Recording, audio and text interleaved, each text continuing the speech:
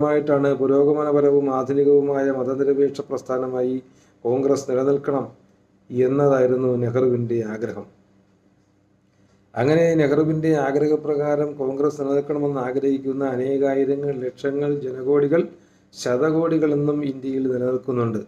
അതിനിടയ്ക്ക് മൃദുഹിന്ദുത്വ പരിപാടികളുമായും മറ്റു തട്ടിക്കൂട്ട് ഗിമിക്കുകളുമായും കോൺഗ്രസ് നേതൃത്വം മുന്നോട്ട് വന്നാൽ വീണ്ടും പാർട്ടി പുറകിലേക്ക് നയിക്കുന്നതിന് തുല്യമാകും എന്ന യാഥാർത്ഥ്യം കൂടി തിരിച്ചറിയണം.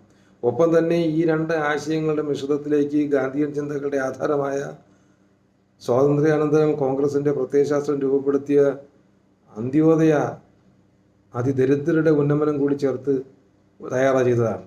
അപ്പോൾ അത്തരത്തിലുള്ള ഗരീബി ഹഠാവോ അടക്കമുള്ള പദ്ധതികൾ കോൺഗ്രസ് നേതൃത്വം നടപ്പാക്കിയിട്ടുണ്ട്.